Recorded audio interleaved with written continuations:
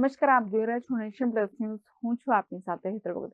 Anand division હસ્તકના અલગ અલગ પોલીસ સ્ટેશનો તથા આણંદ રેલવે પોલીસ સ્ટેશન દ્વારા જપ્ત કરાયેલ વિદેશી દારૂનો નાશ કરાયો છે.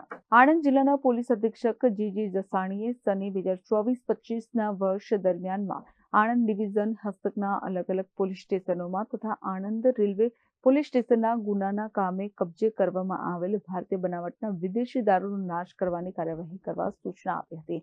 જે અન્વયે આણંદ ડિવિઝનના તમામ થાણા ઇન્ચાર્જે સંબંધિત નામદાર કોર્ટમાંથી ભારતીય બનાવટના વિદેશી દારૂનો નાશ કરવાનો હુકમ મેળવ્યો હતો અને આ હુકમના આધારે કમિટીના અધ્યક્ષ અને આણંદ સબ ડિવિઝનના મેજિસ્ટ્રેટ ડોક્ટર મયુર પરમાર, કમિટીના સભ્ય અને આણંદ ડિવિઝનના નાયબ પોલીસ અધિક્ષક જે.એન. પંચાલ, કમિટીના સભ્ય અને આણંદ જિલ્લાના નશાબંધી અને આબકારી વિભાગના અધિક્ષક ડી.જે.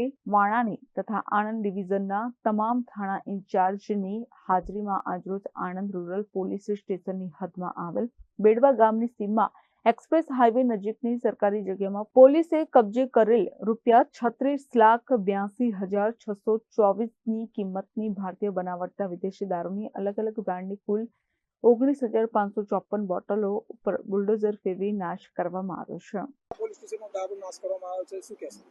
આજરોજ આપણે આણંદ સબ ડિવિઝન અંદર ફોલ થતા 7 જેટલા પોલીસ સ્ટેશનમાંથી કુલ 19,000થી વધારે દારૂની બોટલોનો નાશ કરવાનો નિયમ અનુસારની કાર્યવાહી કરવામાં આવેલી છે.